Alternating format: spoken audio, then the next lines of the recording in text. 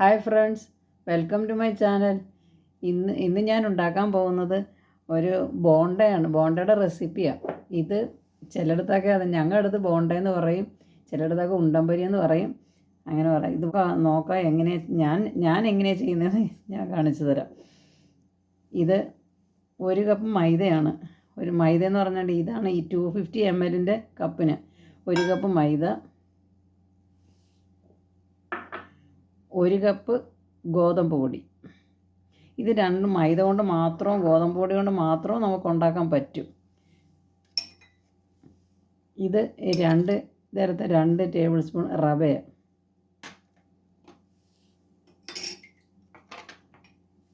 ഇത് 1/2 ടീസ്പൂൺ ഏലക്കപ്പൊടി, അത് ഏലക്ക കുരു മാത്രം എടുത്ത് പൊടിച്ചത്. ഇത് 1/2 ടീസ്പൂൺ ജീരകം, ഇത് 1/2 ടീസ്പൂൺ ചുക്കുപൊടി, ഇത് 1/2 ടീസ്പൂൺ സോഡാപ്പൊടി, ഇത് ഒരു പിഞ്ച് ഉപ്പ്, ഇത് 1 ടേബിൾ സ്പൂൺ നിറച്ചില്ല, അത്രയുണ്ട് നെയ്യ്, ഇത് 2 ടേബിൾ സ്പൂൺ തേങ്ങക്കൊത്ത്, അത് ഉണക്കി വെച്ചിരിക്കുന്ന തേങ്ങ. ഇത് ഒരു വലിയ പഴമാണ്, അതുകൊണ്ട് ഇതാണ് ഇവിടെ കിട്ടുന്ന പഴമാണ്. ഇത് നാട്ടിൽ പാളയംകോടൻ പഴമാണ് ഉപയോഗിക്കുന്നത്. ഇവിടെ എനിക്ക് കിട്ടുന്ന ഇത് റോബസ്റ്റ പഴമാണ്. ഇതിൻ്റെ പേര് എന്താണെന്ന് അറിയില്ല, ഇവിടുത്തെ റോബസ്റ്റ പഴമെന്ന് ഞാൻ പറയും. ഇതെല്ലാം ഒരു പഴമാണ് ഞാൻ എടുത്തിരിക്കുന്നത്. അത് നന്നായിട്ടൊന്ന് അരച്ചെടുക്കണം. ഈ പഴം നമുക്കൊന്ന് അരച്ചെടുക്കാം. ഇനി ഈ പഴം ഒരു തുള്ളി പോലും വെള്ളം ഒഴിക്കാതെ നമുക്ക് അരച്ചെടുത്തതാണ്. ഇത് ഇതിലേക്ക് ഒഴിക്കണം, ഈ മാവിലേക്ക് ഒഴിക്കണം. ഇത് 3/4 കപ്പ് ശർക്കര, പൊടിച്ച ശർക്കരയാണ് 3/4 കപ്പ്. ഇതുകൊണ്ട് ഇത് 250 ml ഈ കപ്പിന് 3/4 കപ്പ്. അത് ഞാൻ 1/4 കപ്പ് വെള്ളം കൂടെ ചേർത്ത് അടുപ്പ് വെച്ച് ഉരുക്കി എടുത്ത ശർക്കര. ഒത്തിരി വെള്ളം ആദ്യമേ ഒഴിക്കരുത്, വളരെ കുറച്ച് ഒഴിക്കാവുള്ളൂ. കാരണം വെള്ളം കൂടിപ്പോയി കഴിഞ്ഞാൽ നമുക്കത് ഉണ്ടാക്കാൻ പറ്റില്ല.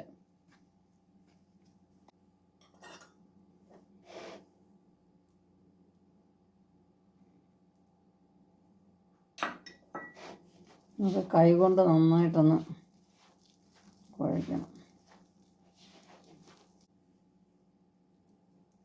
ഒരു 2 ടേബിൾ സ്പൂൺ വെള്ളം കൂടെ കാണും ഇപ്പോൾ ഒഴിച്ചേക്കുന്നത്. ഇത്ര ഒഴിച്ചിട്ടുള്ളൂ. ശർക്കര ചൂടോടിനകത്തിനും ഒഴിക്കരുത്, ചെറിയ ചൂട് മതി. ശർക്കരയുടെ ശർക്കര പാനി വളരെ ഒത്തിരി ചൂടായി കഴിഞ്ഞ് കഴിഞ്ഞാൽ മാവ് വെന്ത് പോവും. ചൂടുവെള്ളമാണ്, വളരെ കുറച്ച് വെള്ളം ഒഴിക്കാവുള്ളൂ. ചൂടുവെള്ളം വേണം.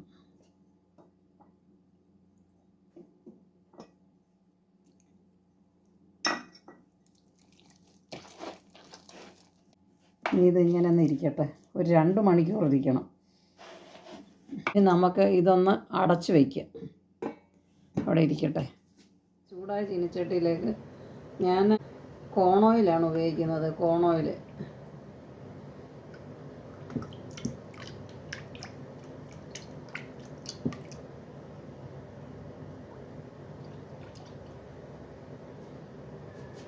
മാവ് ശരിയായി വെച്ചിട്ട് 2 മണിക്കൂറായി.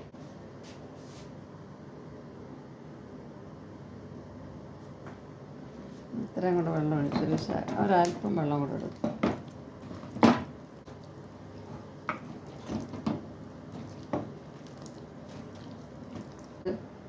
നമുക്ക് ആദ്യം എണ്ണ ഇത് ചൂടായെന്ന് അറിയാനൊരു അല്പം ഒന്ന് ഇടാനകത്തോട്ട്.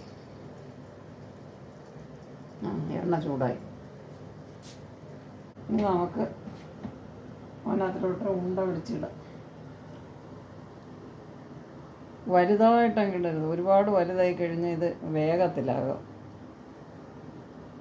ഇങ്ങനെ ചെറിയ ഉണ്ടായിട്ട് ഇടുന്നുള്ളൂ.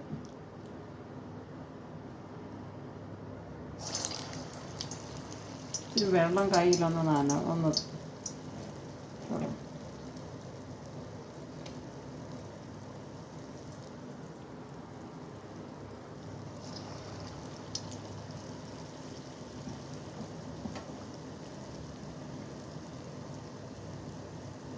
ചെറിയ ഫ്ലെയിം മതി. കാരണം എണ്ണ നന്നായിട്ട് ചൂടായി കിടക്കും. ഇനി ചെറിയ ഫ്ലെയിം മതി.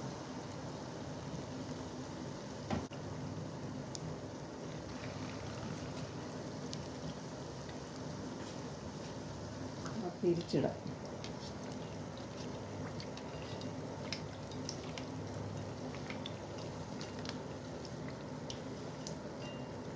ഫ്ലെയിം ഭയങ്കര കുറച്ച് വെച്ചിരിക്കുകയാണ്,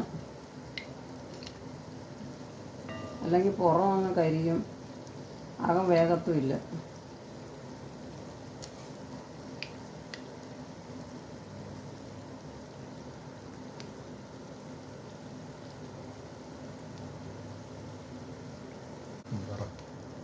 നമുക്ക് ഇടയ്ക്കിടയ്ക്ക് ഒന്ന് ഇളക്കി തിരിച്ചിട്ട് കൊടുക്കണം. എന്നാലും അത് നല്ലോണം സൈഡെല്ലാം നല്ലോണം മൊരിഞ്ഞ് വരത്തുള്ളൂ, ഇല്ലെങ്കിൽ കരിയും. ഒരു ഭാഗം മാത്രമായിട്ട് ഇട്ടാൽ കരിയും. മറിച്ചിട്ട് കൊടുക്കണം ഇടയ്ക്കിടയ്ക്ക്. ഒരു സമയമെടുക്കും. അപ്പം അത് തീരെ പെട്ടെന്ന് ഇതങ്ങ് മൊരിച്ചെടുക്കാനൊക്കത്തില്ല. അതുകൊണ്ട് സോഡാപ്പൊടി ഒന്നും കൂടരുത് കേട്ടോ. സോഡാപ്പൊടി കൂടിക്കഴിഞ്ഞാൽ ബോണ്ട അങ്ങ് പൊട്ടൽ പോലെ വീഴും, പൊട്ടിപ്പോവും. ഇത് കണ്ടത് കറക്റ്റായിട്ടിരിക്കുന്നുണ്ടോ? സോഡാപ്പൊടി ഒന്നും കൂടിയില്ല, കറക്റ്റാണ്. ഫ്ലെയിം കൂടുതലാണെങ്കിൽ പെട്ടെന്നങ്ങ് കരിയും, പെട്ടെന്ന് ബ്രൗൺ ആവും. നമുക്ക് തോന്നും റെഡിയായിരുന്നു, പക്ഷേ അകം വേഗത്തില്ല. ഇതുപോലെ കുറച്ച് പതുക്കെ ചെറിയ തീയിൽ. ഇപ്പോൾ നല്ല കറക്റ്റായി, നല്ല ബ്രൗണായി. നമുക്ക് ഇത് മാറ്റാം.